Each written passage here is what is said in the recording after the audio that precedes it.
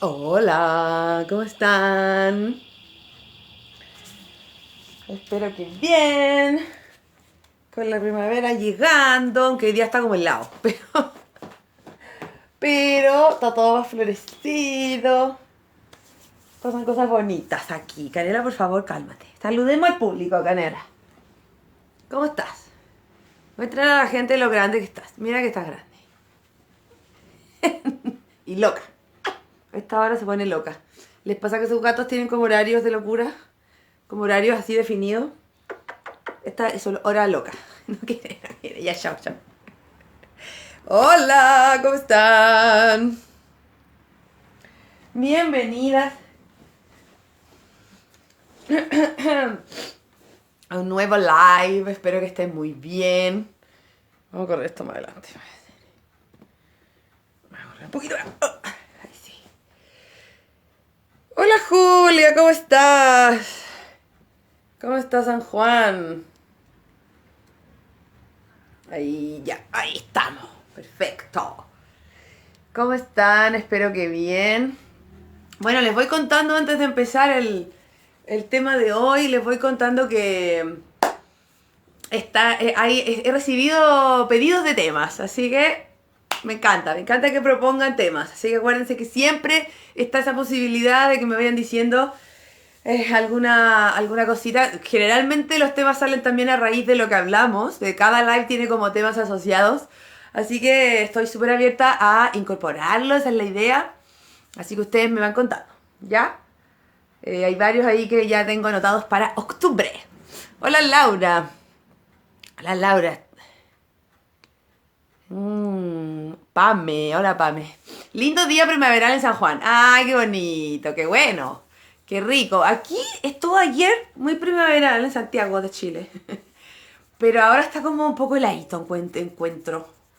Como que a mí de hecho me dio frío. Me puse como el polerón de siempre. Me puse polerón. Hola Judiska. ¿Se llama, dice Judiska o Judiska? Judiska, yo creo. Me encantan los nombres así, originales. Cuando yo era chica me inventaba nombres. Me inventaba nombres. Nunca decía que me llamaba Paola. Ahora como que ya me reconcilié. Aunque todo el mundo me dice Pao, en realidad. No me dicen Paola. Hola Connie. Hoy siento que no te veo hace tanto tiempo, Connie. Hoy día nos vemos. Ah, Judiska se dice, ya, sí, muy bien. Bueno, les voy recordando, les voy diciendo de nuevo para las que van llegando, que he recibido pedidos de temas y me encanta cuando me piden temas. Así que eso también me permite como que se va generando una red temática. Por ejemplo, a raíz del live de Afganistán surgió el interés de hablar de el islamismo, como del Estado Islámico, y en otro de Irán, de la situación en Irán y de lo que pasó en el 79 en Irán. Así que ahí hay temas también que vamos a incluir para octubre. Ya tenemos octubre ya acá, listo. Así que, pero pueden seguir porque yo pretendo continuar con esto forever, ya lo saben. Ya chiquillas, vamos a empezar con el live de hoy, con el tema de hoy que a mí me gusta mucho porque quienes me conocen, quienes son mis alumnas, saben que para mí es muy importante recordar, hacer memoria, hacer como una valoración y un reconocimiento del linaje. Así que me parece muy importante. Hola Alicia, ¿cómo estás? Me parece súper importante hacer ese trabajo. No sé si se acuerdan que hicimos en el live número 60. Ya no sé cuántos llevo. Voy a contar para celebrar los 80 porque yo creo que ya pasamos los 70. Sí, de más. Bueno, en el live número 60 hablamos sobre la danza oriental en Chile. ¿Se acuerdan? Bueno, yo me quedé pensando en que me parece súper importante reconocer a esa gente pionera que abrió camino en nuestra danza. Me parece que es muy importante reconocer esa labor y esa osadía, ¿no? Porque muchas de esas personas, esas mujeres sobre todo, son mujeres muy osadas, en muchos casos muy adelantadas a su tiempo, como las mujeres de las que vamos a hablar hoy día.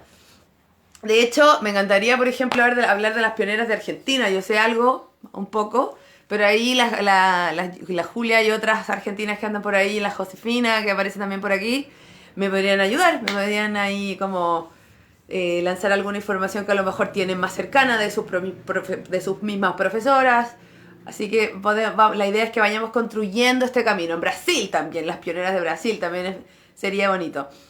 Hoy día entonces vamos a hacer ese trabajo de visibilización, de honrar a las pioneras, de un lugar que ha tenido un súper rol en el desarrollo de la danza oriental en Occidente. A mí, de hecho, varias de estas mujeres me marcaron de una manera muy significativa, que ya les voy a contar. Ustedes saben que siempre me gusta contarles también eso, como lo que para mí significa, o la importancia que tiene en mi vida y en mi historia, en la danza también, el tema del que estamos hablando. Y precisamente para algunas de las mujeres de las que vamos a hablar hoy día, son muy importantes en mi camino. Ya les voy a contar por qué. Así que hoy día vamos a hacer historia, vamos a reconocer a estas pioneras, que son pioneras de Estados Unidos. Estados Unidos. Estados Unidos, o sea, hay un contexto que hacer aquí, primero, ¿cierto? Pero es que me tiene nerviosa este cacho de pelo aquí que tiene... Mi papá me retó la otra vez porque me dijo que había visto los live y que yo siempre estoy muy chascona. Entonces me perseguí.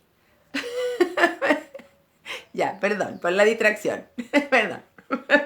Es lo que hay.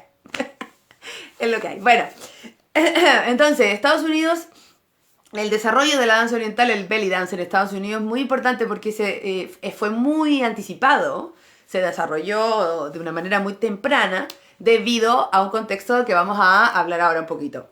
¿Cuál es el contexto? La migración. Eso es un tema súper importante. Muchos bailarinas, bailarines, profesoras, profesores, gente dedicada a la cultura, a la música, a la danza de diferentes países del Medio Oriente, llegaron a Estados Unidos por diferentes razones. Una de las razones, la primera, que algunas de las mujeres que vamos a mencionar hoy día, precisamente llegaron a Estados Unidos por esa razón. Algunas de esas mujeres se fueron en el periodo de la posguerra, después de la Segunda Guerra Mundial. Ese fue un detonante importante, ¿cierto? Entonces hay una comunidad ahí amplia de migrantes de varios lugares, a raíz de esa situación. Después, en los años 70, hay una migración que tiene que ver que es más bien como, no por conflictos, a principios de los 70 digo, porque al finales de los 70 sí tuvo que ver con conflictos. A principios de los 70 tuvo que ver con una búsqueda precisamente de parte de artistas del Medio Oriente, de una búsqueda de inspiración, de nuevas oportunidades y de ampliar los horizontes a este lugar que era Estados Unidos, que era como un poco la meca de la libertad, ¿cierto? Y otras cosas, y otras ideales de ese tipo, considerando que en algunos países del Medio Oriente todavía la situación estaba bien radicalizada en cuanto a cómo se vivía el Islam, por ejemplo, o en cuanto a la misma estructura de la sociedad. Entonces, para los artistas, que generalmente las artistas, los artistas, somos de alguna manera, tenemos una vida un poquito más abierta, ¿cierto? Como que rondamos o vamos por caminos paralelos y alternativos a lo establecido por la sociedad. Imagínense en ese tiempo, los 60, los 70, con mayor razón. Entonces, muchos artistas del Medio Oriente se fueron a Estados Unidos buscando esta libertad. Y también inspiración y otras oportunidades de trabajo, sobre todo porque en el Medio Oriente también no había muchas opciones. No había muchas opciones, salvo que fueras muy famoso, como Reda, no sé, ¿cierto? O como ese tipo de fama, como de ballet folclórico y eso. Esa fue la segunda razón para la migración. Y la última tiene que ver con ciertos procesos de conflictos internos en distintos lugares y países del Medio Oriente y con la radicalización del Islam, con la aparición de estas corrientes radicales del Islam que por supuesto censuran y presionan el desarrollo de la cultura y el arte. Estamos viendo lo que pasa con los talibanes, ¿cierto? Eso pasó en Irán, por ejemplo.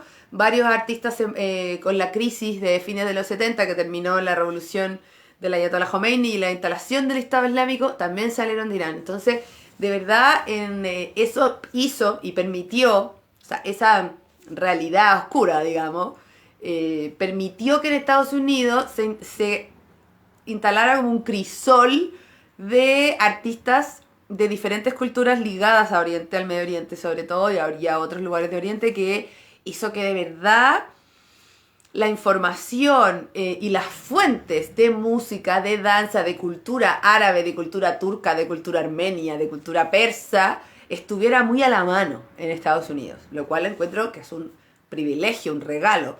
Por esa razón, para mí, estas mujeres de las que vamos a hablar y otras que vamos a mencionar, porque cuando yo publicité el live hice una lista como de 5, pero vamos a nombrar a un par más, ¿sí? Hay muchas más, por supuesto, yo solo voy a demuestrar un botón, como se dice. Voy a mencionar algunas.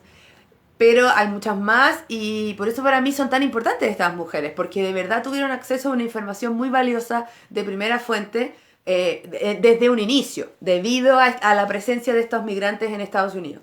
Y después, debido a su absoluta osadía, inteligencia y espíritu aventurero, porque muchas de estas mujeres viajaron a buscar información, sobre todo una de ellas que para mí fue de verdad mi inspiración absoluta para mis propios viajes. Ya les voy a contar sobre ella.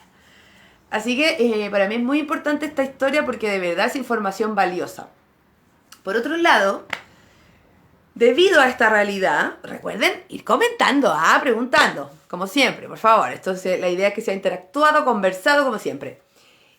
Por otro lado, como les decía, el hecho de que hubiera esta presencia de esta gran población migrante de distintos lugares del Medio Oriente, hizo que se generaran espacios, ¿cierto?, donde se desarrollaba la cultura de estos grupos, de estas personas, en barrios específicos, en ciertos lugares, sobre todo en California, en San Francisco.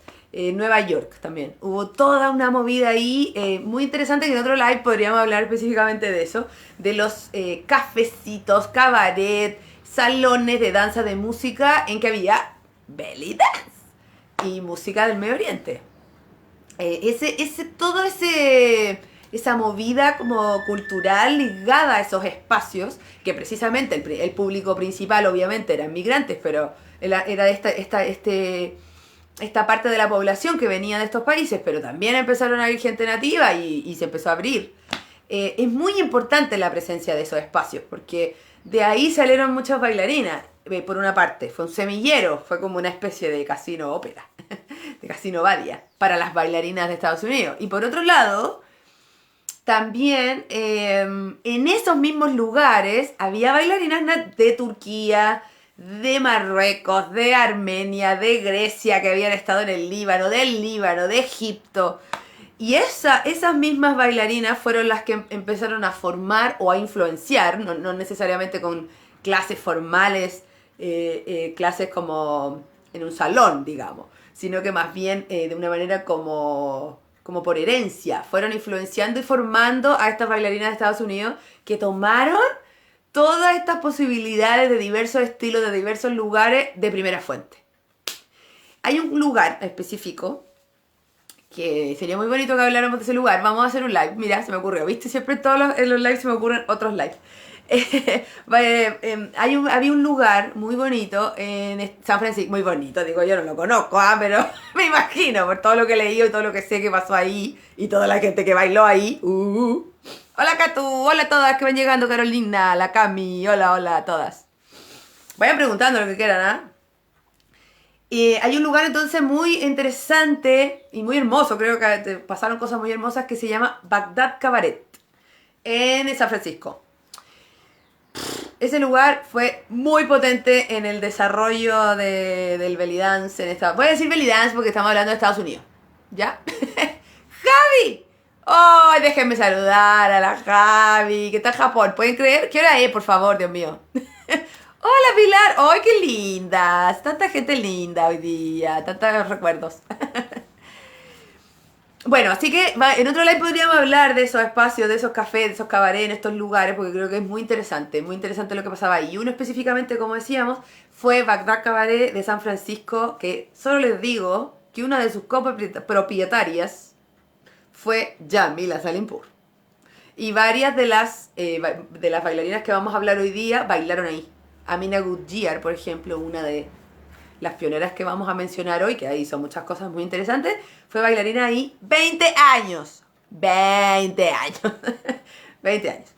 Y no solamente ella, sino que ella, sus alumnas, la compañía que creó, una compañía muy entretenida, muy interesante, vamos a hablar de eso también.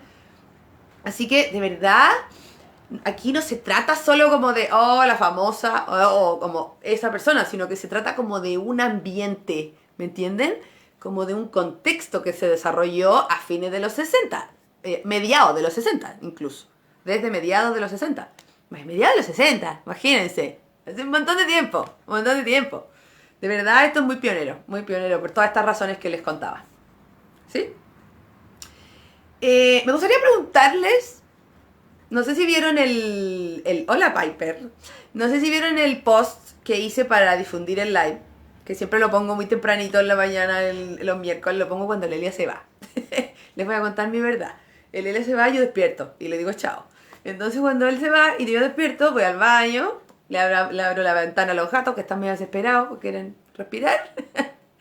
Igual después se van a acostar de nuevo, pero ahí ya pongo el post y después duermo de nuevo. Esa es mi verdad, por eso lo pongo tan temprano. Bueno, en ese post puse 5 nombres. No sé si los vieron, los puedo nombrar ahora. Amina Gujjar, Edwina Nearing, Yamila Salimpur, Arsha Ali, Piper. Mira, no es Piper. Pepper, es como pimienta. Sí, no. ¿Pimienta o venta? Se me confundió. Bueno, Pepper Alexandria. Ya, cuéntenme. ¿Conocen a alguien? Ah, Yamila, obvio. Yamila como la rockstar, ¿o no? Claro, obvio. Las otras no son tan conocidas, pero son muy importantes. Y muchas son contemporáneas a Yamila. Son como Aisha Ali, por ejemplo, es un poco menor, pero es pimienta, gracias. ¿Cómo es? Mint. ¿Por qué? ¿Y qué es peppermint? Bueno, ya, me confundí, perdón. Ah, Alicia dice que conoce solo a Yamila. Ya, todas las otras son igual de importantes. Pero son más piolas. Como que no fueron tan como renombradas. Porque en realidad su trabajo es más bien local. Pero son muy importantes en la investigación, por ejemplo. De verdad, para mí primero, Aisha Ali fue mi mentora absoluta. O sea, todo en mi mente y en mi espíritu partió por ella. ¿Sí? Cuando hablemos de ella les voy a contar ahí mi vivencia. Bueno, quería solo confirmar esto. Quería confirmar que lo más probable es que conocieran a Yamila más que a otras. Por eso es importante que conozcan al resto. Claro, a Yamila, gracias a Marwa, claro, por supuesto. Yo también sé mucho de ella por mi amiga, que ella vivió ese proceso de manera muy cercana, muy. Yo he tenido la posibilidad de escucharla ahí como su proceso y me parece muy hermoso lo que se vive en ese formato. Es muy bonito además ver a tu amiga, encontrar su lugar. Es muy bonito eso. Nosotras éramos compañeras, tomábamos clases y como que andábamos en busca de algo que como que nos llevara por un camino y de a poquito lo fuimos encontrando. Obviamente después nos fuimos como también llenando de otras cosas. Las dos tenemos como muchos intereses. Pero cuando tienes un camino de base es muy bonito. Y yo he visto como la emoción que embarga a mi amiga en el proceso. Entonces eso ya me hace admirar mucho a Yamila y a Sujaila, obviamente. A pesar de que yo no formo parte del formato. Lo he tomado, por supuesto, un par de veces y me parece muy interesante. Pero creo que si te resuena, como de verdad, como que si te resuena hay que hacerlo completo, como que hay que comprometerse, ¿cierto? Bueno, así como Yamila empezó a crear toda esta movida que terminó en estos formatos tan específicos, elaborados, trabajados, tan integrales además y profesionales, ¿cierto? Así como Yamila logró como hacer un camino para llegar a eso, las otras bailarinas, las otras que les nombré también, sobre todo la investigación. Chum. Y principalmente les diría la investigación de danzas folclóricas, étnicas y principalmente en la danza Gawasi. Ah, claro, por eso yo las conozco, por eso las admiro, porque llegué ahí cuando yo empecé mi camino con la Gawasi y tenía muchos mitos, muchas confusiones y no había internet. y hubo gente que me la empezó a nombrar y hasta que hubo internet y ahí entendí todo y pude llegar a esas investigaciones que son muy interesantes y pueden acceder a ellas, ya les voy a contar dónde. Las dejo ahí en suspenso para que sigan conectadas. Bueno, entonces vamos a partir. Obviamente vamos a partir con Yamila. Primero por una cosa cronológica, no por jerarquía de ningún tipo, ustedes saben que a mí no me gustan esas cosas, sino que más bien por cronología. Una de las cosas que a mí me impresiona más y me hace admirar a esta mujer es lo adelantadas a su tiempo. Estamos hablando de mujeres que nacieron. Yamila nació en 1926. Voy a proceder a tener mi torpedo aquí para no chamullar. Hay cosas que me sé porque yo estudio para los lives, pero hay cosas que no me acuerdo tanto. Entonces son muchas cosas que tengo en mi mente. Entonces hay cosas que no me acuerdo, así que tengo mi torpedo aquí. Pero imagínense que Yamila nació en 1926 y el resto nació como hasta... Hay diversas edades, pero hasta como el año 40. O sea, las que siguen vivas, ¿cierto?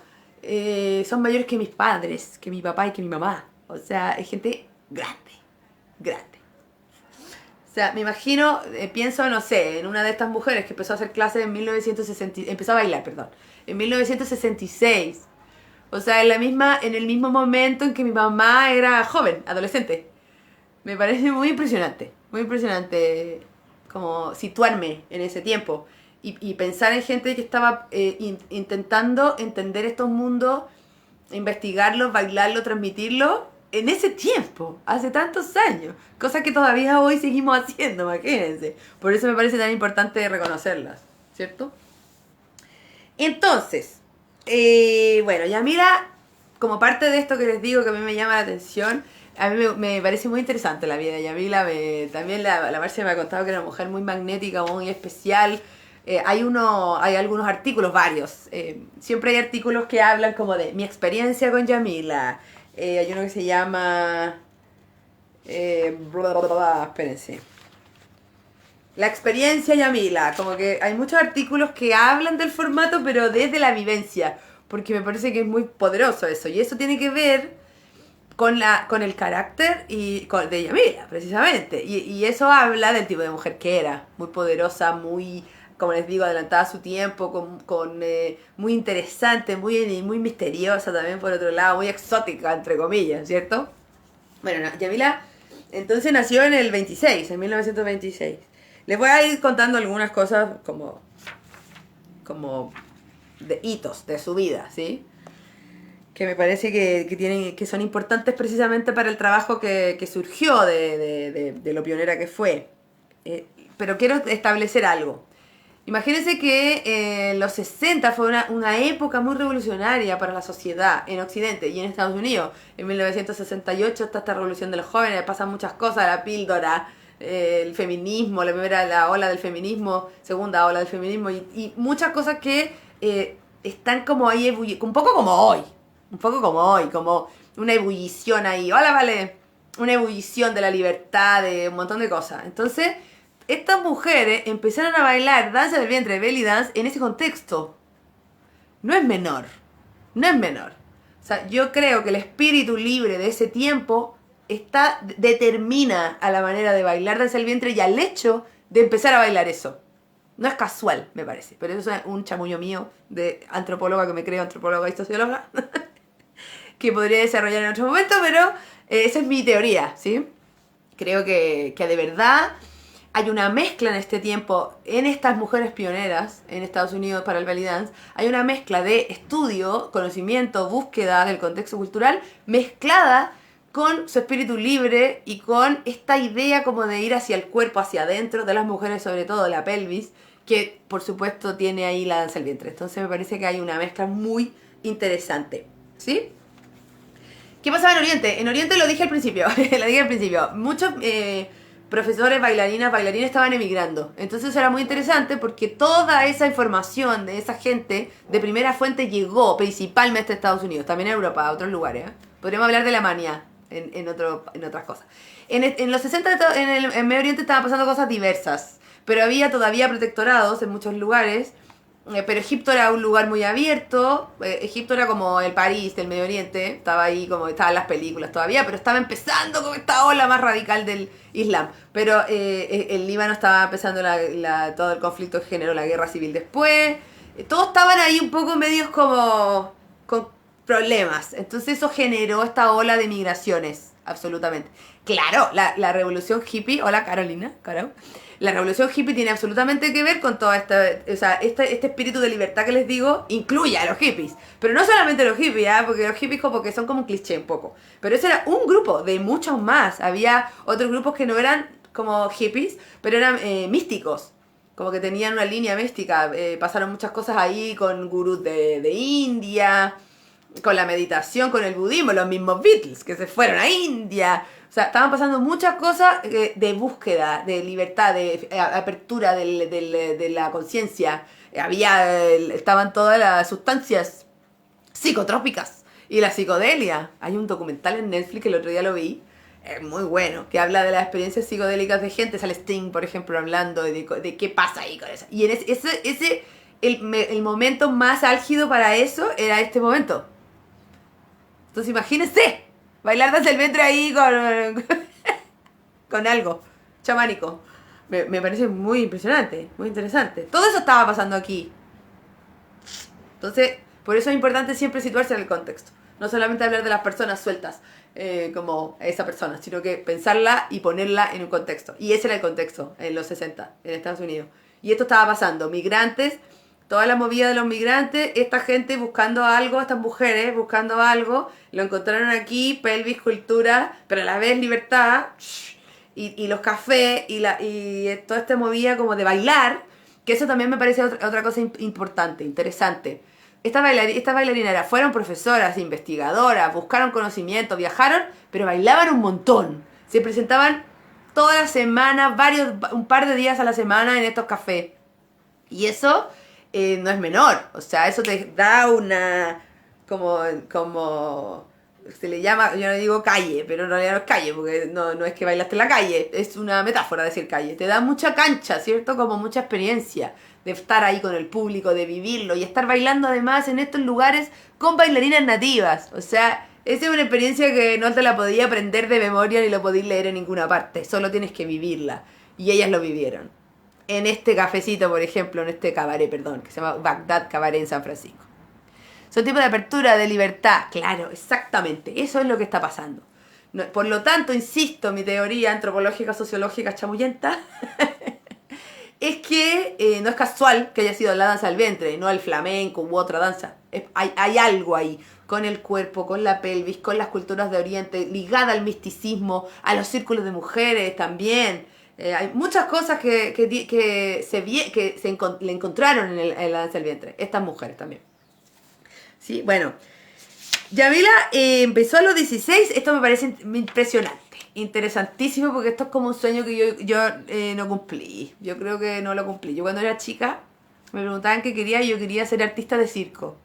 Que quería ser cuando grande, quería ser artista de circo. Bueno, no lo logré mucho. Igual estuve en el Circo del Mundo, hice malabares, hice tela, hice varias cosas. No era muy buena, ¿para qué les voy a decir? Pero Yamila sí, po. Yamila partió a los 16 años en el circo. Y estuvo ahí un par de años. Era acróbata. Y actuaba también, salía en los cuadros ahí del circo. Hacía una cosa en un caballo. No me sé los detalles. Si aparece alguien ahí que lo sabe de manera más específica, las que siguen el formato o conocen su historia, me pueden contar alguna anécdota. Pero imagínenselo, qué impresionante. Estoy viendo cómo se llamaba. Se llamaba Ringling Brothers Circus. Ringling Brothers Circus. A los 16 años. Qué interesantísimo, ¿no?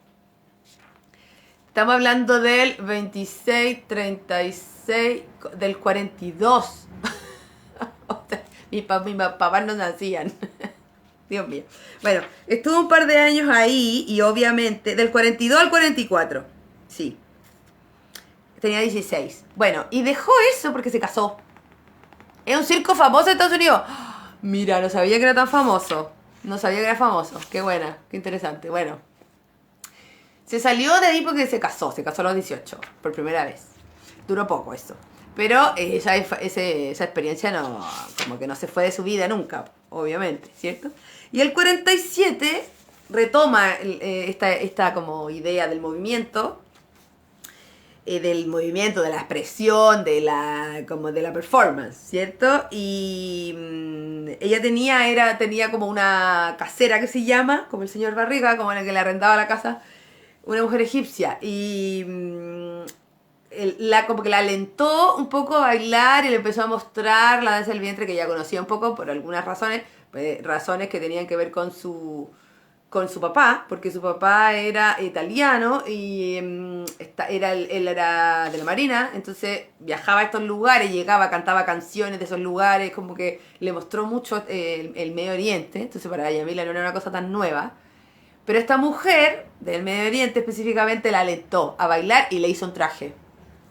Y ahí no paró nunca más, desde el 47, y empezó a bailar en cumpleaños, en fiestas particulares, para comunidades migrantes, como la comunidad armenia y otras.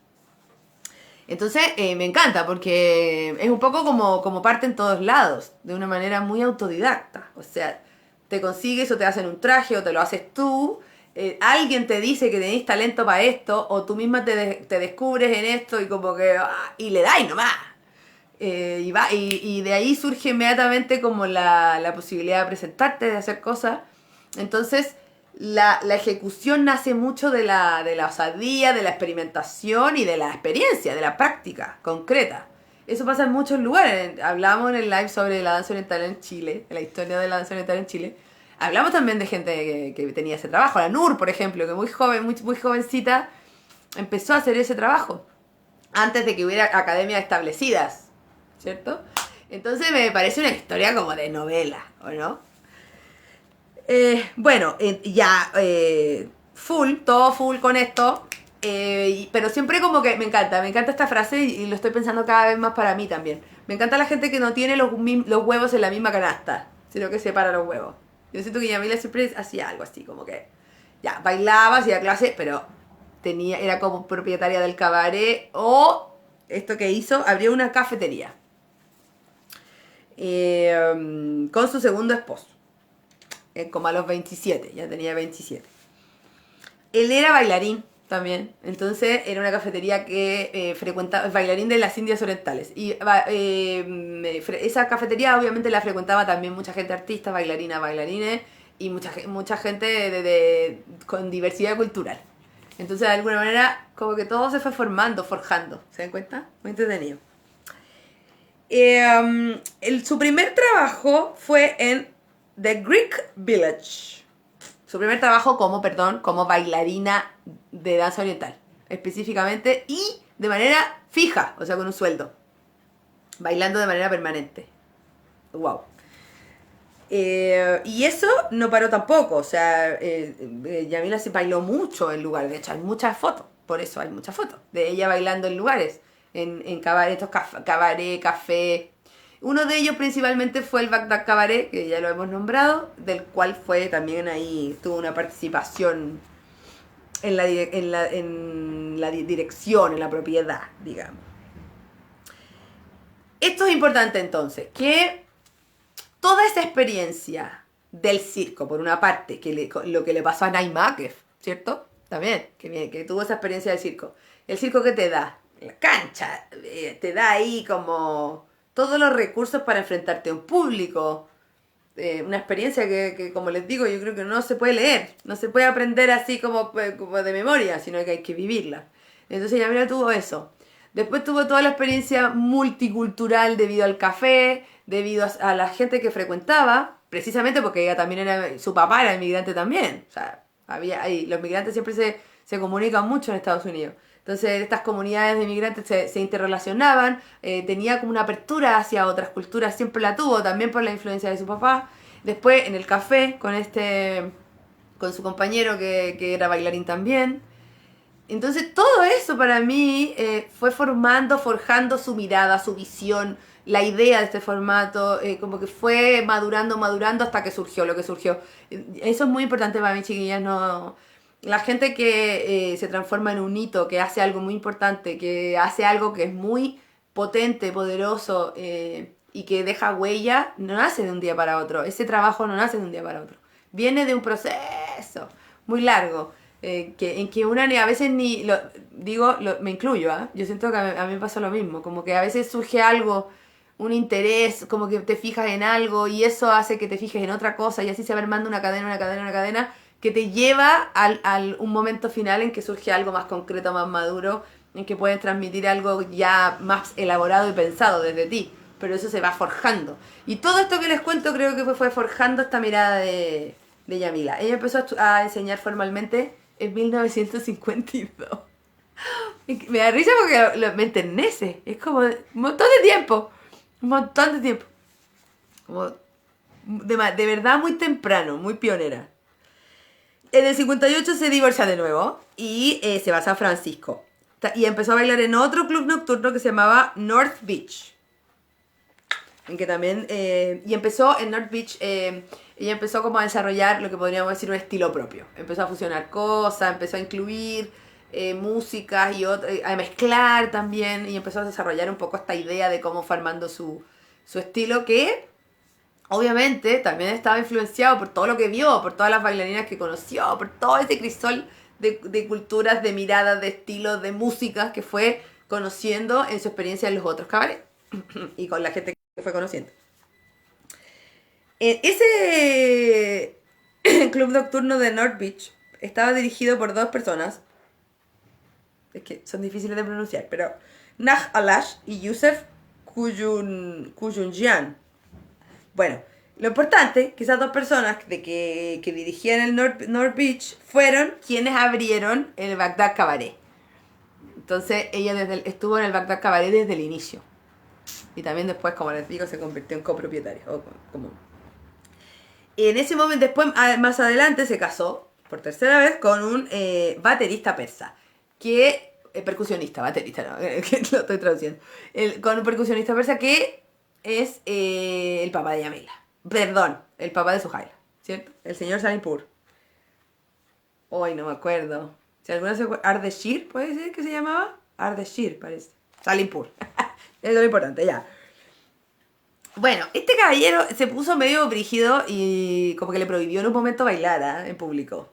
Estuvo medio intensa la cosa, pero finalmente ella llevaba mucho dinero a la familia con este trabajo. Entonces, como que él se quedó calladito nomás y Yamila sigue bailando.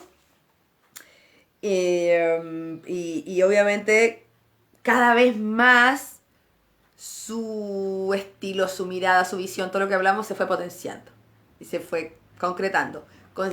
Y a la par que iba su proceso de enseñanza, ¿cierto? Desde 1952. Además de todo este trabajo que ella hizo de danza, de toda esta experiencia en la performance, en el circo, en los cabarets, como toda esta calle que tuvo y toda esta experiencia, hizo un trabajo muy poderoso también de formación, tuvo se fue como rápidamente pacificando su escuela, se llenó de alumnos y alumnas, y en el 68, en 1968, nace la Troupe Balanat. 1968, precisamente el año de la explosión de la libertad y la revolución y la apertura. 1968, nace Balanat, que llegó a tener 40 miembros. Wow. Y se presentaban en diversos lugares, muchos de ellos se presentaban en distintos lugares, pero hay un lugar que es como icónico, que a Yamila le gustaba mucho porque le daba mucha libertad, y fue el espacio en que le permitió crear y armar espectáculos mucho más libres, narrativos, teatrales, con vestuarios inspirados también en lo folclórico, esa típica foto que vemos, de estas fotos de Yamila, ¿cierto? Como de, ahí está muy ouleneada, ouleneileada. Esa o esta que tiene una túnica suit, que es típica y que sale siempre bailando en este contexto que les cuento, que es estas ferias del renacentistas, como que se hacían en California. Las ferias del renacimiento que se hacían. Que ella, su Balanat, su grupo participó de una manera como escueta primero y cada vez más le fueron pidiendo que fuera alargando el show hasta que hizo un show como de media hora o más. Y que incluía un montón de cosas, percusión, alusiones como a la Saulet Nail, a las Gawasi, a la danza con cántaro, tenía sable. Y como les digo, eso le permitió empezar a crear, por ejemplo, la danza con sable. Se inspiró en lo que se inspiraron muchas bailarinas, que fue la pintura orientalista de Jerome, en que sale una alme bailando con sable. Y bueno, obviamente desde ahí nacieron todas las ideas creativas que ella tuvo desde ahí en adelante para las obras, las puestas en escena y para su el inicio del formato que después se potenció con Sujaila, ¿cierto? Yo lo encuentro impresionante. Ah, bueno, momento. Falta algo más que hizo, que para mí también es muy importante. Que ella escribía mucho. Escribía sus investigaciones y reflexiones.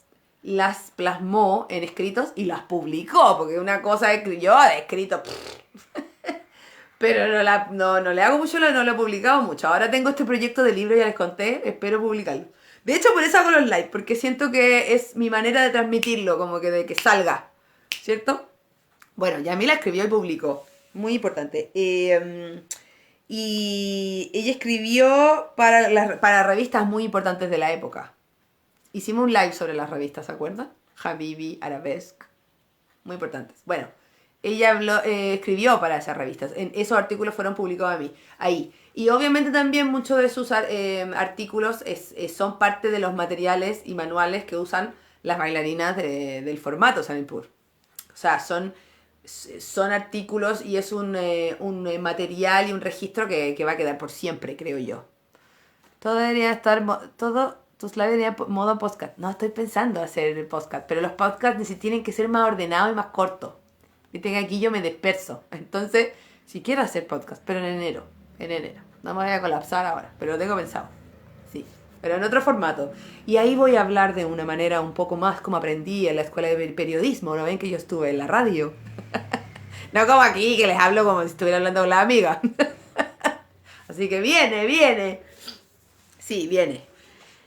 Bueno, entonces me parece que el trabajo de Yamila es absolutamente, con todo lo que hemos conversado, con lo que le he contado, se nota que es absolutamente integral. Está lleno de vivencias, por una parte, de investigación, de reflexión, de búsqueda, tiene algo de místico, tiene mucha técnica, tiene mucha cultura también, y además ella plasmó todo eso en artículos que difundió y a través de las publicaciones que hizo en revistas y del formato que todavía existe. Me parece que... O sea, todo esto ya da por sentado lo pionera que fue y la importancia de su rol en la danza oriental en Occidente, ¿cierto? Como les decía, hay varios artículos en que hay bailarinas que cuentan su experiencia con el formato Salimpur y hablan de Yamila, de lo poderoso que fue conocerla, etcétera. De qué pasó cuando la vieron por primera vez, de cómo lo enigmática que era, que le habían dicho que era una mujer muy misteriosa, muy exótica, y que entraron al salón y ella estaba ahí con el col en los ojos, ella hacía clases con traje. Bueno, eso se usaba. Aquí también, las bailarinas, yo me acuerdo de una bailarina en el Club Sirio, que hacía clases con Betla, con el traje 2 piezas, y maquillada y toda la cosa. Yamila era muy así, y me parece que eso como que aumentaba todo el mito, ¿no? Como... toda esta idea, esta imagen. Qué linda esa foto de ella con la Sujaila chica. Sujaila escuchando los crótalos ahí adentro de la guata del encuentro impresionante. De hecho, hay una foto de Sujaila chiquitita. De hecho, hay este artículo del que les voy a leer un poquito. Esta entrevista y artículo es de Shireen El Safi, que es profesora, coreógrafa, con mucha experiencia también, discípula de Yamila. Y ella es una de las que cuenta como esta historia de que entró al salón y la vio, no sé qué. Y ella la primera vez que fue a la escuela, Sujaila tenía 2 meses. Imagínense, 2 meses. 2 meses. Estoy buscando la imagen. Aquí, mira qué chiquita. Ya ataviada, por favor, Dios mío. Imagínense vivir en ese contexto. Wow. Obviamente que tu vida, porque una vez me acuerdo que... Nunca me voy a olvidar, estábamos en una clase con Sujaila, la última vez, el último año que yo fui, no me acuerdo. Hace como 3 años, porque el último no fui, al anterior a eso. Y estábamos como en una parte de preguntas de teoría, que es mi parte favorita siempre, obviamente. Y alguien le dijo, o sea, ella empezó a hablar de que hay gente que le decía como... Ay, pero tú que vives tan alrededor, como que tu vida es tan esto que haces, como libérate. Como hay más cosas en la vida. Y ella decía, sí, obvio, pero nací con esto. O sea, su mamá bailaba en estos cabarets con Crótalo cuando ella estaba ahí, la estaba gestando a ella. Entonces, o sea, es muy parte de su vida. El trabajo, lo que les dio de comer, fue esto. Entonces, obviamente es muy, muy decidor y muy determinante en su vida, y es parte de su vida, la cruza. Pero claro, obviamente hay que tratar de separar las cosas. Igual después Sujaila tuvo otras influencias también. Voy a leerles unas respuestas de la entrevista que les hace esta mujer, Sharina El Safi, a Yamila y a Sujaila. Está en internet esta entrevista. Dice Yamila, siento que esta danza, la danza del vientre, claro, puede ser casi como una forma de yoga o meditación, porque cuando te sumerges en el espíritu de la música del baile, realmente puedes reducir el nivel de estrés. Es una expresión maravillosa y puede ser muy espiritual. Qué lindo. Muchas hemos bailado con la pancita y llevamos... ¡Ah! Lo crió al salón. Claro, cierto. Yo tenía muchas alumnas. La Javi Galás, que estaba por ahí desde Japón, bailó conmigo ahí. O sea, yo sé que bailó con pancita, así que... Y otras, me acuerdo, a ver. Paula Reynoso, Nicole San Martín. ¡Uf! Un montón. Voy a leer otra cita. No quiero ponerme, Yamila dice, no quiero ponerme mística o hablar de la diosa madre como la todopoderosa y bla bla bla. Pero creo que hay un equilibrio entre la energía masculina y la energía femenina. Siempre tiene que haber ese equilibrio o no funcionará. Cuando uno domina y el otro es sumiso, no sirve de nada. Creo que hay un trasfondo ritual en la danza y una metodología poderosa que nos deja una enseñanza para la vida. Ah, me encanta. Qué lindo. Ya, les voy a leer la última cita de Yamila para ir yendo a otras pioneras. Ay, espérense. Dice. No, aquí habla la entrevistadora. Y entre medio va poniendo citas de Yamila. Dice, si bien parte del material... había sido influenciado por el material que produjo Yamila. Había sido influenciado por la investigación continua de Yamila sobre la historia de la danza del Medio Oriente. Gran parte del repertorio que creó fue gracias al espíritu libre de la época. ¿Ven? Lo que hablábamos. Le pregunté a Yamila, ¿no fue tu intención hacerlo auténtico? Que las danzas fueran auténticas, tradicionales, no sé qué. Y Yamila dice, absolutamente no. Ese no era el punto. Era divertirse. No estaba destinado a ser auténtico. No quería que el repertorio fuera lo mismo todos los años. Quería seguir innovando y volviéndolo inesperadamente loco. Un año se inspiró en un grabado de la colección orientalista de bailarinas Gawasi con espadas de Jerome y creó de la danza de la espada, ahora ampliamente utilizada. Cuando puse la espada en la cabeza de Rea, era tan básico. La audiencia dejó de respirar durante 6 fines de semana en que se presentó esta feria. Yo también estaba hechizado al ver estas emocionantes actuaciones y nunca olvidaré la extraordinaria danza oriental de Galia, por ejemplo. Eso. Que ahí va contando su experiencia de la bailarina, la entrevistadora, Shirin. Va contando cuando fue a estas ferias y veía la danza, los cuadros que hacía Yamila y como que la hacían viajar y la regocijaban absolutamente. Qué bonito. Bueno, así que ya, ahí tenemos a Yamila, muy importante su rol. Vamos a pasar a otra bailarina, que es la que les decía que para mí me marcó un montón. Sí. Ella fue como que, yo sentía que como que, de verdad, esto es de verdad, como que soñaba con ella. Soñaba que me hablaba. Como dijo Yamila, sin ponerme mística ni nada. Pero a mí me pasan esas cosas, como que siento que me voces y que me dicen, haz esto. Menos mal que no me dicen cosas, que hago cosas malas. Espero que todo me pase. Bueno. Se trata de Aisha Ali. Yo llegué a Aisha Ali porque yo estaba rayando con la Gawasi, muy rayando con la Gawasi, y hice un intento de Gawasi, un intento de danza Gawasi, en unas fiestas que organizaba Amparito Pomer, que la nombramos en el live sobre la historia de la danza oriental en Chile, ¿se acuerdan? Bueno, si no, vean el live ahí. Muy importante ella, ya no vive en Chile. Ella tenía la página ladanzadelvientre.com, que después dirigió mi amiga Marcia, que todo está conectado, ¿ven? Bueno, ella hacía unas fiestas muy interesantes, y ella supo por ahí, no sé cómo, que yo me interesaba la danza folclore, parece que la Tere le dijo, Tere Saba. le dijo que yo bailaba estas cosas raras y que bailaba como que me interesaba el folclore, no sé qué, y Amparito, sin conocerme ni nada, me dijo, baila. Te invito a bailar en una de estas fiestas. Yo hice una cosa media así, pero así.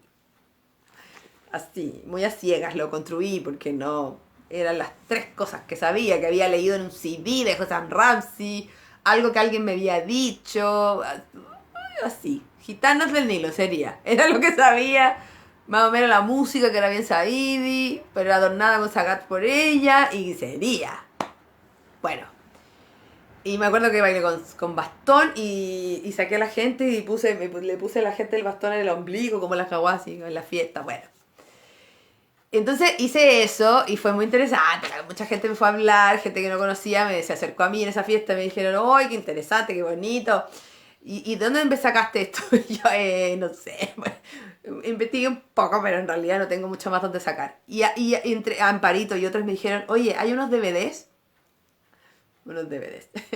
Hay unos DVDs de que es de danzas folclóricas. Deberías buscarlos.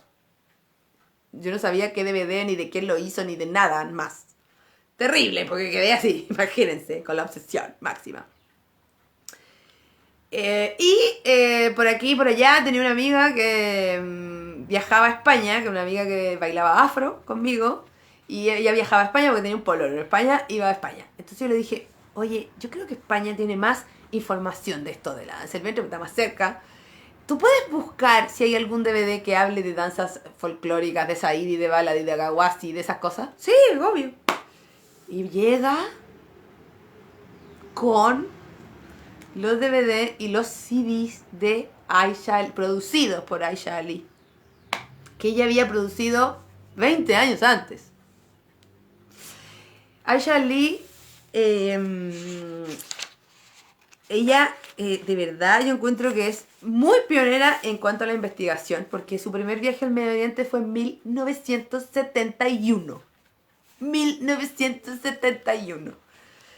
Y desde ahí no dejó de viajar, viajó hasta fines de los 90. Y produjo, a fines de los 70, sobre todo, fines de los 70, 80, produjo que en los 80 salieron en realidad. Hizo esta producción audiovisual de DVDs documentales de lo que ella fue, la información que ella fue recogiendo, y de música de la Souled Nail de Argelia, música de Túnez, de Marruecos, de las Gawasi, de Baladi, de los Felahin, Bueno, y mi amiga me trae el que decía Gawasi, que yo creo que era el que le sonaba, que a mí como que era lo que yo hacía, casi me desmayo, de verdad, o sea, vi la luz, no se pueden imaginar lo que me pasó en ese momento, cuando tuve acceso a eso, y lo puse y lo vi, cosas grabadas por ella en el año que yo nací, como había cosas grabadas en el 77, de la Gawasi, en entrevistas a las Masin, en muchas cosas de Egipto, Tanura, el Zar. Esos DVDs están, ustedes pueden comprarlo en su página, todavía. Que para mí me parece que, de hecho, no hay mucho en internet, en YouTube ni nada, porque podéis comprar todavía las cosas. Y de verdad fue como que se me abrieron, o sea, me pasaron miles de cosas, me puse a llorar, como que lo vi y yo dije, esto está cambiando mi vida, como que lo sentí en ese momento, me emociono de pensarlo, de acordarme.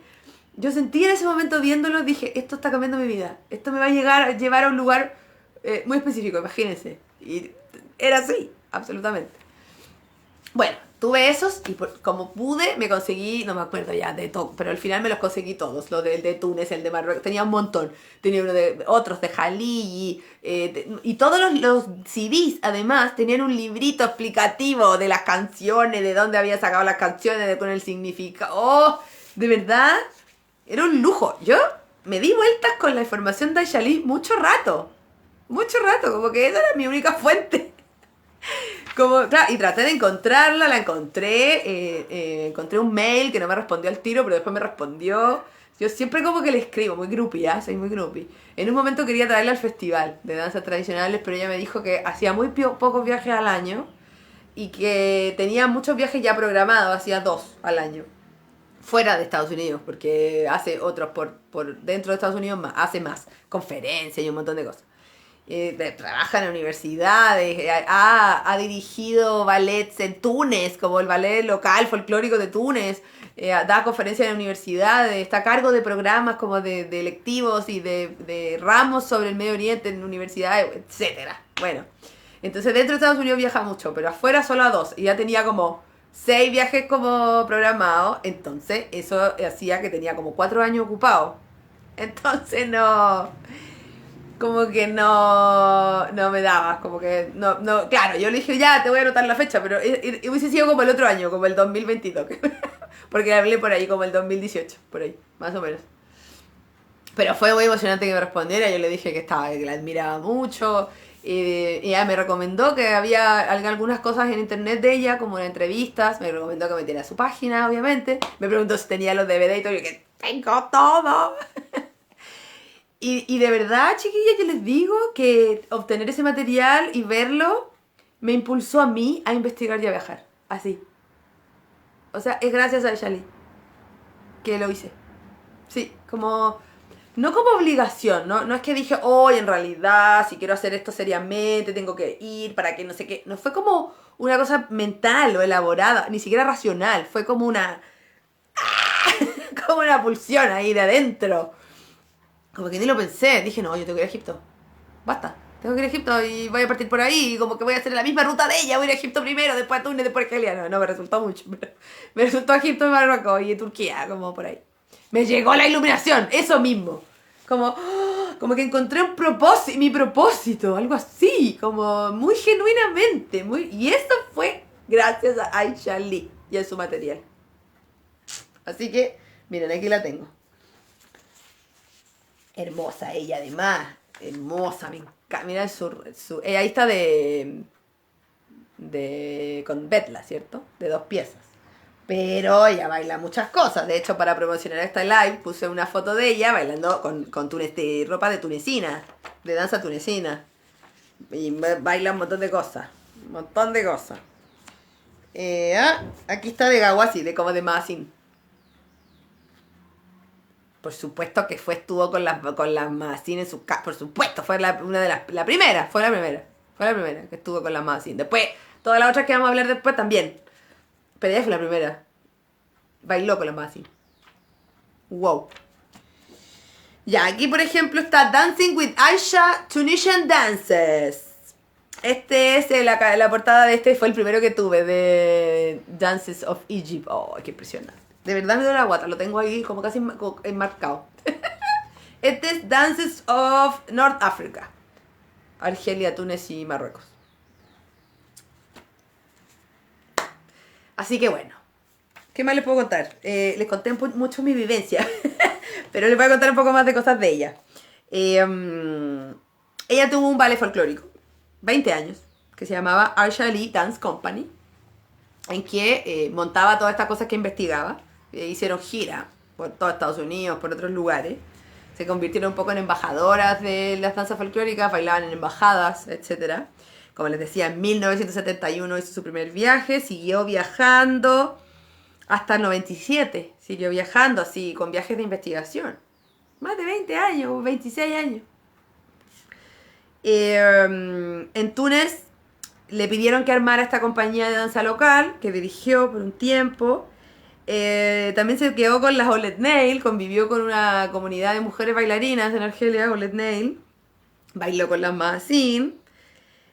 Ha dirigido, hay algunas compañías nativas del norte de África, por ejemplo, en Estados Unidos, y ella las dirigió, armó coreografías para las presentaciones de algunos festivales, algunas cosas importantes, como de diversos tipos, ya sea culturales o deportivas, etc.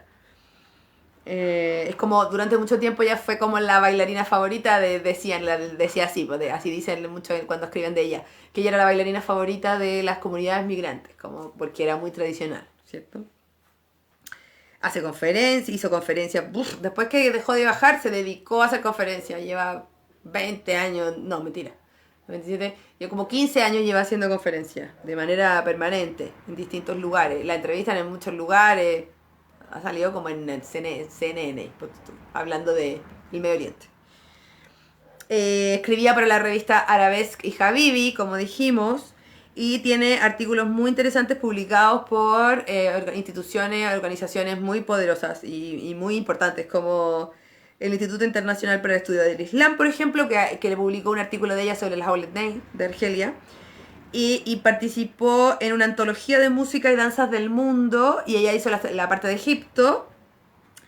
Y participó también en una International Encyclopedia of Dance, que publicó la Oxford University, y ella habló de Argelia y de las Aulet Ney en ese libro. Un ejemplo de las cosas que ha hecho. Siempre tuvo su estudio de danza además en Los Ángeles, su ballet folclórico. Ah, me encanta la insistente, Amla, gracias. Mira, ahí está poniendo los DVD. Y hoy está escribiendo sus memorias. Está escribiendo sus memorias sobre todo esto que vivió. Y está como organizando su material, lo está digitalizando porque dice que son otros tiempos. Y pinta al óleo. Y ya no bailan tanto, pero da conferencias y como que va distribuyendo su tiempo, porque como les digo, no viaja tanto, pero igual algunas cosas viaja. Ahora no sé, con la pandemia live, no sé. Pero así estaba. De hecho, en un momento hubo como una fake news de que se había muerto. Y yo tuve como cuando se murió Lemebel, me acuerdo, como que me dio como una parálisis, así como que me puse a llorar al tiro. Pero era mentira, pero no sabía mucho de ella. Pero bueno. Así que, ahí está. Conozcan y honren a Aisha Lee, como lo hago yo. Bueno, en mi caso, por cómo marcó mi historia. Pero de verdad es muy importante. Y tiene un material que va a ser un material inigualable por siempre. O sea, ese material lo usó todo el mundo en Estados Unidos. Todo el mundo. Todo el mundo que hace danza folclórica, ¿cierto? Así que, y formó a mucha gente que sigue bailando hoy y a algunas de las otras pioneras que vamos a hablar ahora. Así que bueno, Aisha Ali. Ya, y las otras tres que vamos a hablar son bien contemporáneas, son amiguis, que son Edwina Nearing, Amina Goodyear y Pepper Alexandria. Las tres rayan con la Kawasi. Edwina Nearing escribió un libro que se llama El misterio de la Kawasi. Y Edwina Nearing tiene una serie No, en realidad es un artículo grande dividido en partes, que está en esta página maravillosa que yo siempre cito, que citamos también cuando hablamos de las referencias donde pueden investigar información de danzas folclóricas y otras cosas, son como los lives pero escritos, de un montón de temas. En esta página participa mucha gente, no sé, habrá 100 colaboradores más o menos, que es gildedserpent.com, como serpiente dorada pero en inglés, gildedserpent.com. Ahí pueden encontrar artículos de todas las mujeres que vamos a hablar ahora. De Edwina Nearing y todo su artículo de las Kawasi, sobre las Kawasi, del misterio de las Kawasi, muy interesante. También me voló la cabeza, eso fue como la segunda parte de la voladura de cabeza con las Kawasi. Como su análisis. Más encima ella tiene una teoría que es la misma que tengo yo, que hay gitanas en Egipto, en el norte, no solo en el sur. Estamos trabajando para usted. Apenas vuelva se los confirmo. Bueno, ella tiene... Entonces su artículo no es solamente informativo, sino que tiene análisis y es una propuesta también, tiene una teoría al respecto y análisis. Muy interesante. Entonces, ahí en esa página pueden encontrar todos sus artículos sobre eso. ¿Qué más podemos decir de Edwina Nearing? Es periodista. Especializada en estudios del Medio Oriente también en la Universidad de California y la Universidad Americana de Beirut. Escribió para la revista Habibi también mucho y fue editora también de asuntos del Medio Oriente. En gildedserpent.com, es que yo soy pésima para escribir aquí, chiquillas. Muchas veces que he escrito me saca porque no sé qué aprieto. Voy a tratar. Creo que pude. Ya, esa es la página. No solamente artículos de ella y de Edwina Nearing, también hay de todas las que vamos a hablar. Y hay artículos de todo el mundo, de muchas de mis maestras, de Helen Eriksen, de Amel Tafsut, de Romy Friend.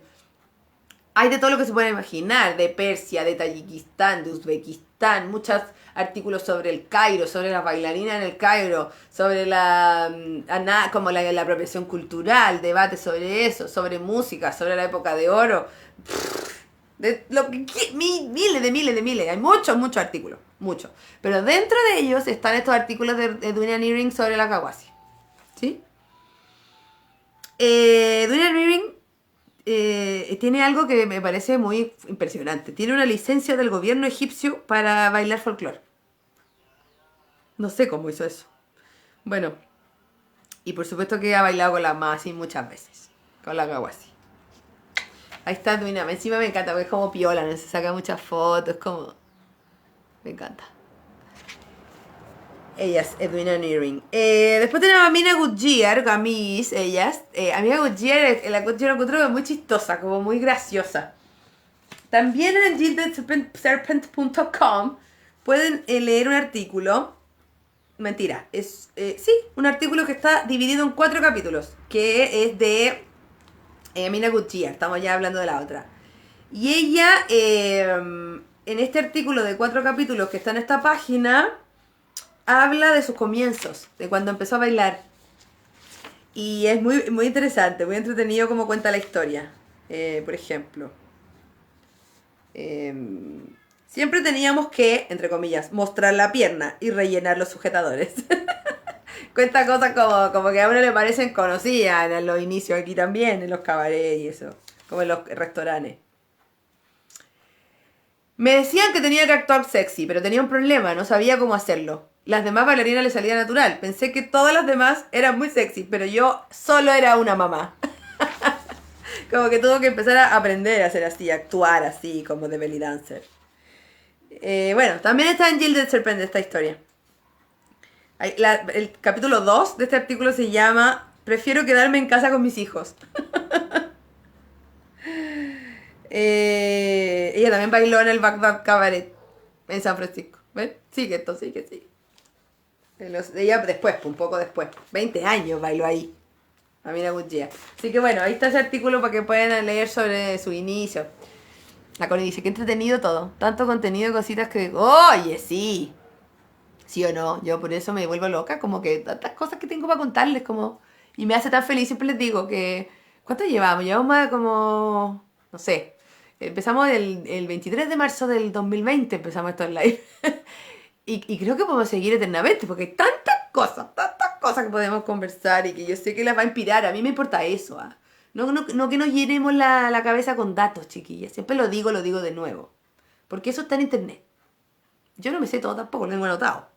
No me sé todos los años ni todos los nombres. Lo que yo quiero desarrollar en ustedes es pensamiento crítico.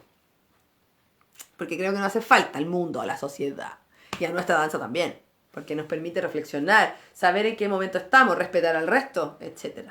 ¿Sí? Ya, ¿qué más les cuento de Amina Goodyear? Bueno, que empezó a bailar entonces, ella bailaba siempre en el Baghdad Cabaret. Empezó a bailar ahí el 1966. Dios mío. Ya. Y lo más interesante que hizo, bueno, hizo muchas cosas interesantes, como que cantaba en un coro que se llamaba Aswat, que era el único coro árabe en San Francisco, que cantaba música, hola Karen, que cantaba música clásica árabe. En el 91 formó The Giza Club, que es una organización cultural que patrocina bailarines, músicos y hace desarrollo cultural a través de conferencias y espectáculos. Cállense. Así nomás. Ha hecho documentales también. Y fue incluida en Nueva York. Hay un salón de la fama del Medio Oriente.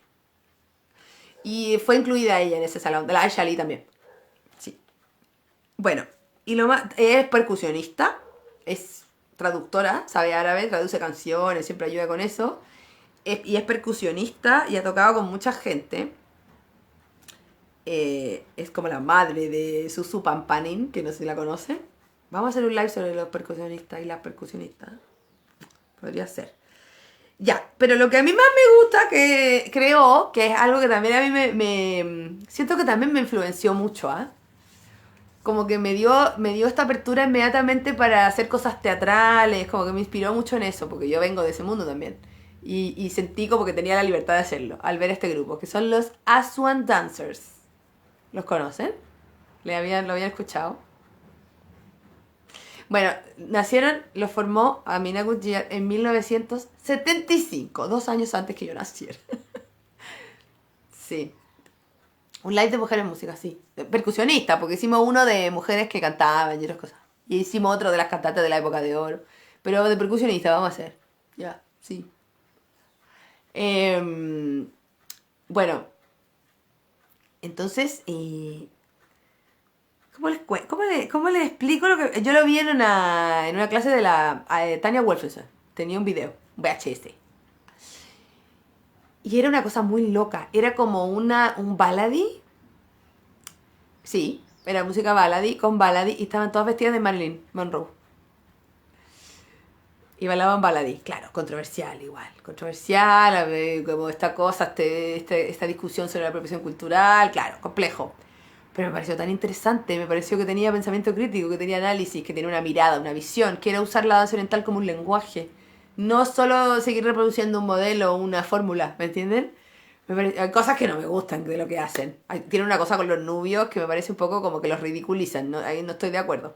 Pero más allá si me gusta o no, me parece que su trabajo tiene una mirada, una visión. Y en 1975 había bailarines, hombres y mujeres, hacían recreaciones de mercados, así, un montón de cosas que hoy día son como, que todavía hoy son como, oh, mira, hiciste folclore, hiciste Melaya. Ellos el 75 lo estaban haciendo. Dabke, un montón de cosas. Y eso, montaron danzas tradicionales con hombres y mujeres, que era muy osado también y muy innovador. Y por otro lado, tenían esta propuesta como de crítica social y como un poco a veces también usaban el humor. Y claro, había gente que le cargaba, a los nativos no les gustaba mucho, pero empezó a ir muy bien con el público de Estados Unidos, de hecho. Aquí tenemos, a ver, yo tenía unas fotitos impresas para que vean algunas imágenes. Ella es Amina Goodyear. Hola, hola Inger. Ella es Amina Goodyear. Aquí, por ejemplo, están los dos hombres de la compañía como vistiéndose. Aquí están haciendo una como tag tip. Mujeres haciendo de hombres. Tag tip. A fines de los 70. Yo no sé, jura Shora y original, ¿por qué hace eso? Esta es como con Belaya. Ella también es Amina. Esta es Dabke. Entonces, los Aswan Dance, este es como un cuadro humorístico, también es de baladi. Hay uno que está en una peluquería también, muy interesante, muy entretenido. Esa es en la compañía, Mina hasta abajo, bueno. Fue muy interesante el aporte de los Aswan Dancers porque aportaron algo nuevo a la escena. En Estados Unidos, como decíamos, como hablamos al principio, parte del contexto de lo que estaba pasando eran estos lugares de entretención derivados de toda la población migrante del Medio Oriente. Y claro, había mucha bailarina solista, mucha belly dancer, de traje dos piezas, ¿cierto? Innovando, haciendo cosas bien interesantes, desde Yamila para adelante, ¿cierto? Un montón. Pero los Aswan Dancers aportaron humor y aportaron algo más teatral. Entonces, como que se diversificó un poco lo que podías ver en esos espectáculos. Y hay otra gente que lo empezó a tomar también. Así que, muy interesante. Ella es entonces Amina Goodyear, que hizo varias cosas. Acá está. Me encanta, habla, te declaro asistente. ¡Qué lindas! Me encanta que me ayuden con esas cosas y pongan los links y todo. Ahí están. Allá hay varias cosas de ellos en YouTube. Yo tengo un DVD también, que es el documental de Amina Goodyear sobre la historia de los Aswan Dancers. Es muy bonito, muy chistoso. A mí me inspiró mucho, de verdad. Me dieron ganas de trabajar con hombres, por ejemplo. Mira, no lo había pensado, pero como que desde ese momento también empecé a incluir eso.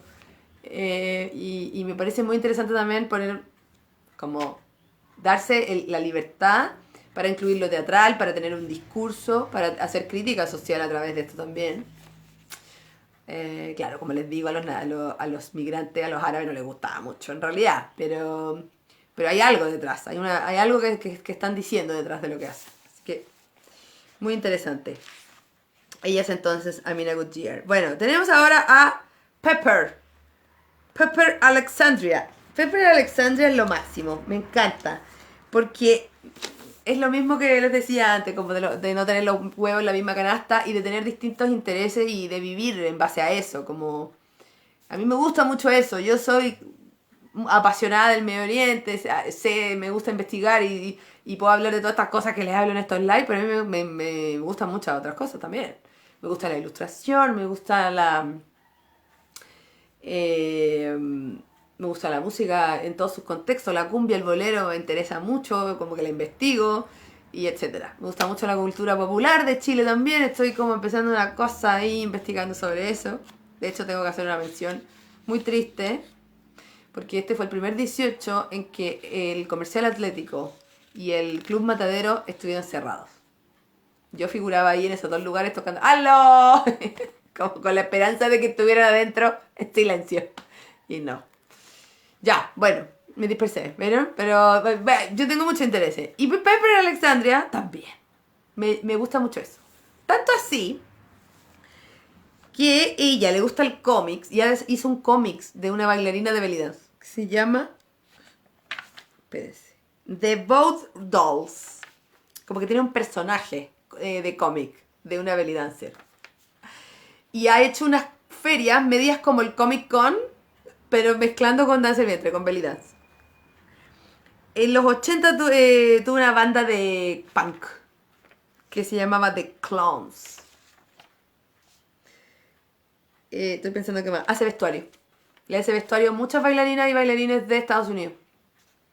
Así que Pepper Alexandria es lo más. Muy entretenida, muy interesante. Empezó a bailar también en los 70, mediados de los 70. Investigó y baila danza folclórica de varios países. Y ha bailado, igual baila en, o sea, por una parte tiene esta cosa punk, por otra cosa tiene cómic, por otra cosa da conferencias también, en la Universidad de Berkeley, por ejemplo, sobre el Medio Oriente. Hace vestuario, por otro lado, y es bailarina danza oriental también, todavía, o sea, no, todavía no, pero durante mucho tiempo se presentó, también bailó en cabarets, como los que hablamos. Organizado un festival, Carnival of Stars Festival, también.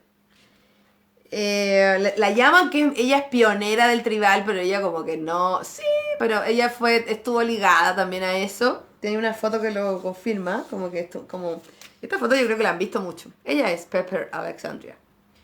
Pero además de eso,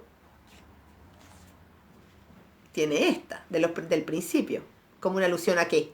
Al burlesque. Hizo Gedra, de los Tuareg. Hizo Owlet Nail. Y Gawasi, Maasin. Ella bailó con la Maasin también. Acá está ella con la Maasin, miren. Qué linda. De hecho, hay una foto muy bonita que sale ella. No tengo las dos. Voy a hacer el ejercicio de buscar las dos. Sale ella con la Jaireya Maasin bailando como en los 70, a fines de los 70. Y después salen ellas dos como en el 2000. Y salen como en el mismo lugar y con la misma pose. Oh, qué bonito. Bueno, Pepper Alexandria me parece que es pionera en el sentido de ser muy fiel a sí misma y muy libre. Como de encontrar su camino dentro de esto. Porque hemos hablado en otras ocasiones, lo digo de nuevo, esto es una opinión, ¿eh? No es una imposición ni nada, solo les invito a reflexionar. Pero a veces nuestro camino en la danza oriental está guiado por algo establecido, por un estilo, por una profe, por una tendencia. Y me parece que es tan bonito cuando podemos encontrar un camino propio y cuando tenemos una voz respecto a este mundo que nos interesa. Yo admiro mucho a la gente que desarrolla eso, y Pepper Alexandria lo hizo. Y más encima, a través de variadas posibilidades y de variadas como prácticas culturales y artes, como el cómic y el desarrollo del vestuario y la investigación del vestuario, porque no es solamente que lo hace porque lo investiga, culturalmente también. Así que me parece que Pepper Alexandria es muy interesante de investigar. Ella tiene toda también una colección de fotos con las Maasin, como que hizo también está en el gildexerprint.com. Pueden ver esas fotos ahí, de Pepper Alexandria.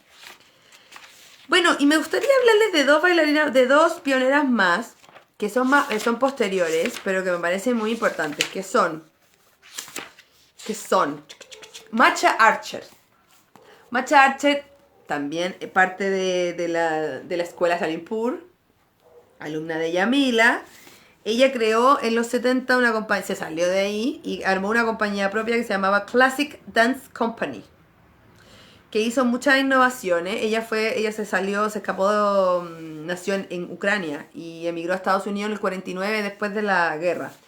Ella dejó de bailar, hizo mucha investigación, sobre todo estética, de los vestuarios y de las joyas. Y ella hoy es una súper reconocida orfebre y hace joyas muy creativas, inspiradas en el Medio Oriente, muy mezcladas, como que hace un tribal, una danza como si fuera la TS o IFA Chance, ¿así se llama? Sí. Como ese formato de danza, pero en joyas. Muy mezcladas, mixturadas, con mucha influencia, que explica además. Ha hecho exposiciones. Match Archer me parece interesante de resaltar por eso, por su ojo y por su desarrollo e investigación de lo estético y de las joyas. Hicimos live sobre las joyas, ¿se acuerdan? La nombramos también ahí. Y bueno, y otra pionera que para mí es muy importante, que nació en el año 40, pero empezó a bailar como a los 20 años, no tan chica, es Morocco, y esa se llama Carolina Varga. Y también es migrante y ella llega a Nueva York y en el 1960 comienza a bailar, recorrió muchos cabarets también. Y lo interesante de Morocco es que empezó a investigar también y a escribir artículos. Y escribió muchos artículos también para la revista Habibi. La revista Habibi, o sea, no se puede comprar, no se puede obtener los números, tampoco se pueden ver digitalmente, pero hay algunos artículos publicados de ella en su página y en gildedserpent.com, así que ahí también pueden acceder a algunas cosas. Me parece a mí, en mi caso, también me inspira mucho que las mujeres que investigan y se transforman, hacen como una especie de etnología de la danza oriental de una manera muy autodidacta, también me inspiran y me representan mucho, me identifican mucho porque me siento muy parte de ese trabajo. Y creo que es muy bonito además que hayan escrito y publicado, porque eso queda para el resto, para que esta investigación y este conocimiento siga como una posta, ¿no? Como que yo dejo algo ahí para que alguien más siga adelante investigando. Yo me siento muy heredera de ellas, fíjense, a pesar de que no las conozco. A pesar de que no he estado con ellas, a pesar de que no he tomado clases, me siento muy parte como de un linaje ahí de investigadoras, desde Aisha Lee sobre todo en adelante. Así que eso, bueno, espero que les haya gustado, que se hayan inspirado, que hayan conocido a mujeres poderosas, importantes, que a lo mejor por ahí no conocían. Las invito a investigar. Hay mucho poder descubrir. Alguien por ahí, la Connie, decía que hay tanto por descubrir. Sí, tanto por descubrir. Hay tantas cosas porque además, chiquilla, la danza oriental es un fenómeno global. Entonces podemos partir desde el análisis cultural original, del origen, ¿cierto? De los países donde nació históricamente, etcétera. Pero de ahí en adelante tenemos una tremenda posibilidad de investigar y conocer la realidad de cómo se vivió eso en distintos lugares y en distintos países. Sí, le debemos a ella estar aquí en este live. Sí, la verdad que sí. Así que bueno, la invitación es siempre a lo mismo, a que amplíen sus horizontes porque eso amplía su inspiración y eso amplía las posibilidades de ser fieles a sí mismas, a ustedes mismas, a expresarse, porque eso es lo que queremos. ¿Qué queremos? Queremos expresar, queremos ser libres, queremos decir lo que pensamos y lo que sentimos a través de nuestra danza. ¡Ay, que crezca el fuego! ¡Qué linda frase! Habla, me encanta. Así que ahí les dejo estas semillitas para que sigan investigando. Por supuesto que hay más bailarinas. Yo solo tengo una pequeña parte de lo que yo he investigado. A lo mejor ustedes llegan a otras más. Esa es la idea también, que esto se vaya ampliando, que el fuego crezca. Me encantó. Voy a parafrasearte. Gracias a todas por estar aquí como siempre, por interactuar, por poner ahí los links, por compartir, por estar ahí como en comunidad. Creo que eso es lo más hermoso para mí de este espacio. Y bueno, la próxima semana, les cuento que la próxima semana es la semana de mi cumpleaños. ¡Woohoo! Pero estoy de cumpleaños el jueves. Así que yo tengo una tradición, la semana de mi cumpleaños, que hago lo que quiero. Como que hago puras cosas que me gustan. Puro gozo, toda la semana. Me doy como esa licencia. Entonces, el próximo miércoles, el live del próximo miércoles, tiene que ver con algo que a mí me interesa mucho. Y el live se llama Los secretos de la vulva. Vamos a tener unos amigos ahí que nos van a acompañar. Un amigurumi de clítoris muy bonito que nos va a acompañar. Un uterín también muy bonito. No, bueno, y vamos a hablar de varias cosas que a lo mejor por ahí están media escondidas y en secreto. Y yo creo que si estamos en todo este movimiento y este momento de empoderarnos con todo lo que eso significa, me parece que ese empoderamiento tiene que venir de adentro y de una conciencia ahí de lo más interno. Así que vamos a reivindicar este tema y vamos a hablar de la vulva, de la vagina, con mucho cariño, mucho respeto y sin esa carga que ha tenido patriarcal que ha tenido durante mucho tiempo, sino que desde lo más profundo, desde algo que tiene que ver con con el cuerpo, pero también tiene que ver con lo simbólico y también tiene que ver hasta con lo espiritual. Así que vamos a hablar de ese tema el otro miércoles, previo a mi en la previa de mi cumpleaños. Bueno, y para octubre ya tenemos hartos temas definidos, también gracias a sus propuestas. Tenemos el islamismo, por ejemplo. Tenemos... vamos a hablar del Dalila. Oh, me encanta tener este tema de Dalila. Vamos a hablar del cine en Egipto y en otros países y así. Me encantó este live. Hola, hola, ¿cómo estás? Primera vez que te veo en vivo. Ay, qué bueno. Los próximos años alguien hará un live sobre investigadoras latinas y vos vas a ser la primera mencionada. ¡Qué lindo! No sé. Mira, puede ser. Ojalá. No, lo importante es que la investigación y el trabajo quede y siga la posta. Y el fuego crezca. Me encantó, como dijo la Habla. Ya, chiquillas, nos vamos el otro miércoles. Insisto, si quieren proponer temas, aquí estoy. Solo me escriben por interno para que los vayamos anotando para de aquí en adelante. ¿Sí? Un abrazo, linda tarde. Viva lo florecido que está todo, la primavera, la florcita, aquí estamos así. Bueno, aquí hay de otros países, pero todas son de Latinoamérica, así que estamos todas en primavera. Salvo la Javi, que está al otro lado del mundo, que está en Japón, que no sé qué estará pasando allá. Que nunca se apague tu llamita. ¡Ay, que son lindas! Que son lindas, ¿no? Me crece la llamita cada día más. La próxima semana cumplo 44 años y siento que está más poderosa y firme ahí la llamita, más que nunca. Gracias a ustedes. Muy linda tarde, buena semana. Nos vemos el otro miércoles. Chao, chao. Gracias.